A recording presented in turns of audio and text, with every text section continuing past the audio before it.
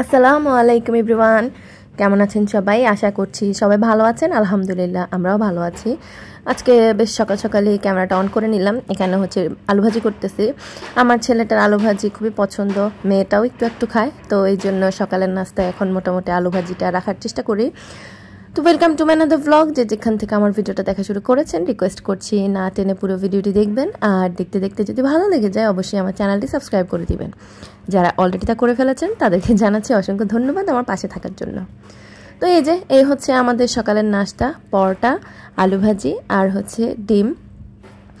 খুব আয়েশ করে খেতে মানে মন চাচ্ছিল, এই জন্য নর্মালি এত কিছু করি না, একসাথে হয় আলু ভাজি থাকে নয়তো ডিম থাকে, আর আমি পরোটা এমনি এমনি খেয়ে ফেলি অনেক সময়। তো এই যে বাইরের পরিস্থিতি দেখতেই পাচ্ছেন, গুমোট হয়ে আছে। এই বছর এত বেশি বৃষ্টি হচ্ছে, মানে বৃষ্টি আমাদেরকে মনে হয় বিরক্ত করে তারপরে যাবে এই দেশ থেকে। যাই হোক, আসলে আমাদের গ্রামের বাড়ির অবস্থা খুবই খারাপ, বন্যার পরিস্থিতি ভালো না, এই জন্য মনটা অনেক খারাপ। বন্যা হয়ে গেছে, আমার নানা দাদা দাদুর কবর ডুবে গেছে, মানে আর অল্প একটু বাকি আছে ঘরে পানি ঢুকতে, আল্লাহ জানে কি অবস্থা হবে। তো এটা হচ্ছে বিকালের ব্লগ। সারাদিন আর ব্লগটা করি নাই, যেহেতু আহমদের স্কুল একটা ব্যাপার আছে, ওখানে গিয়ে বসে থাকতে হয়, এই জন্য আসলে সারাদিনের ব্লগটা করা একটু ডিফিকাল্ট হয়ে যায় আমার জন্য। তো এটা হচ্ছে ফ্রেঞ্চ ফ্রাইস, দেশি ফ্রেঞ্চ ফ্রাইস। আমরা যেভাবে নর্মালি আলু কেটে তেলে ভেজে নিই ঠিক সেভাবেই আর কি। এটাই আহমদ পছন্দ করে, আর মেয়েটার হাতেও একটু একটু দিব। আলুময় দিন বলতে পারেন, সকালে আলু ভাজি, দুপুরেও তরকারির সাথে আলু ছিল, এখন তো ফ্রেঞ্চ ফ্রাইস আছেই। ফ্রেঞ্চ ফ্রাইসটার করার কারণ হচ্ছে আমি তালের পিঠা বানাবো। তো আহমদ এই জিনিসটা খাবে কি খাবে না আমি বুঝতে পারছি না, না খাওয়ার পসিবিলিটি বেশি, আবার খেতেও পারে, মাঝে মাঝে খায় মাঝে মাঝে খায় না। তো এই জন্য আর কি ওর জন্য ফ্রেঞ্চ ফ্রাইস করে ফেলেছি, ও এটা খেতে থাকবে, আর আমি হচ্ছে এদিক দিয়ে তালের পিঠা বানাবো। এই সিজনে তালের পিঠা খাবো না তা তো হতেই পারে না, এগুলো হচ্ছে আমাদের গ্রামের বাড়ির তাল, আম্মু হচ্ছে পাঠাইছে। যে আহমদের কাজ হচ্ছে কি দুষ্টামি করা, এই যে দেখেন সব একসাথ করছে, আমার শতরঞ্জি, আমার ম্যাট, তারপরে হইতেছে এইখানে একটা কি বলে এটাকে মাদুর আর কি, সব একসাথ করে তারপরে সে রাস্তার মতো বানায় এটার উপরে হাঁটতেছে, তাহলে তারা শীত লাগবে না। বাচ্চাদের লজিক শুনলে আসলে আপনি কথা বলার ভাষা হারায় ফেলবেন এক কথায়, ওদের কি সব অদ্ভুত অদ্ভুত লজিক। তো যাই হোক, তালের মধ্যে প্রথমে দিয়ে দিলাম একটু লবণ, গুড় থাকলে গুড় দিয়ে বানাবেন, আমার যেহেতু গুড় নাই তাই আমি হচ্ছে চিনি দিয়ে বানাবো ছোটো ছোটো করে। আমার শাশুড়িকে দেখেছি তেলের পিঠা যেরকম না ওইরকম করে আর কি করেন, কিন্তু আমি হচ্ছে ছোট ছোট করে করব, আমার ওভাবে ভালো লাগে, আর একটু সফট করে করব। আর এটা হচ্ছে কাঁচা তাল, আম্মু আমার জন্য দুই ধরনের তাল দিয়েছেন, একটা হচ্ছে নারকেল দিয়ে জাল করে, আরেকটা দিয়েছেন এরকম কাঁচা।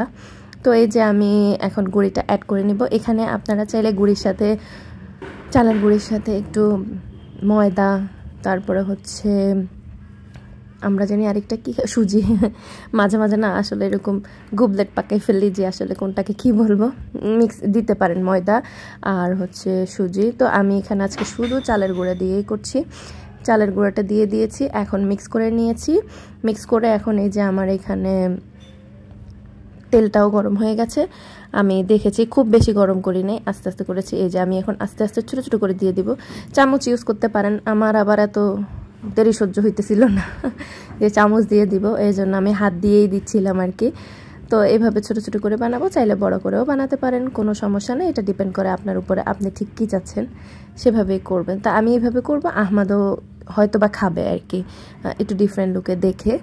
আর আহমদের বাবাও মোটামুটি পছন্দ করেন, তবে পিঠাটা বেশি মজা হয় যদি আপনি গুড় দিয়ে করতে পারেন, চিনির পিঠাটা একটু কমই মজা হয়, আমরা সবাই মোটামুটি এই কথাটা জানি।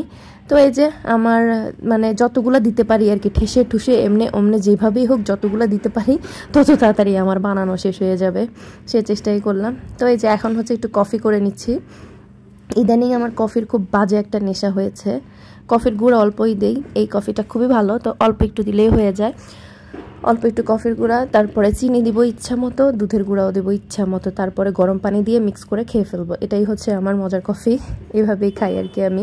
শর্টকাট, আসলে আমার কাহিনী হচ্ছে যত শর্টকাটে কাজ করা যায়, এত বেশি সময় লাগাইতে আমার ভালোই লাগে না। তো এই যে এটাকে একটু ঘেটে ঘুটে নিলাম, তারপরে এই যে দুধ, আজকে ভাবলাম যে না গুঁড়া দুধ না, আজকে আমি গরুর দুধ দিয়েই বানাই। আর আপনারা তালের পিঠাটা না এরকম দুধ দিয়েও মিক্স করতে পারেন, পানি ইউজ না করে, পানি দিলেও গরম পানিটা দিবেন। আমি দুধও দিয়েছিলাম কিছু, কিছু পানীয় দিয়েছি, যেটা পরে আপনাদের সাথে শেয়ার করা হয় নাই। তো এই যে আমার সুন্দর বিকালের নাস্তা, তালের পিঠা, সাথে হচ্ছে 1 মগ ধোয়া ওঠা গরম গরম কফি। আর কি লাগে বলেন এই বৃষ্টির দিনে, এটা হইলেই তো হয়। যদিও মনে মনে খুব ভালো লাগছিল এটা খাবো, আবার খুব দুশ্চিন্তাও হচ্ছিল যে বন্যা কবলিত এলাকার জন্য। আসলে আগে আগে সিলেটের দিকে হতো, কিন্তু এবার আমাদের নোয়াখালীতেই এই অবস্থা। নোয়াখালী, ফেনী, চট্টগ্রাম ওই দিকের এই অবস্থার জন্য খুব খারাপ লাগছিল। তা আহমদের বাবা আবার অফিস থেকে আসার সময় দেখি কেক নিয়ে আসলো। কেক এনেছে, এটা ওদের অফিসে কে জানি দিয়েছে, তো সে তার ভাগেরটা নিয়ে আসছে। সে আবার কেক টেক খুব একটা খায় না, অনেক ক্যালোরি, তার উপরে সে তার যেহেতু একটা বাচ্চা আছে খাওয়ার মতো, মানে আহমদ যেহেতু এখন খেতে পারে আর মেয়েটা তো এখনও খেতে পারে না ওভাবে, এই জন্য সে বেশিরভাগ সময় নিয়েই আসে। তো আমিও একটু একটু খাচ্ছিলাম। এত ডায়েট করে কি হবে রে ভাই, মরে তো যাবো একদিন। তো যাই হোক, এই ছিল আজকের ব্লগ। যারা যারা এতক্ষণ ধরে ভিডিওটি দেখেছেন তাদেরকে জানাচ্ছি অসংখ্য ধন্যবাদ। আল্লাহ হাফেজ।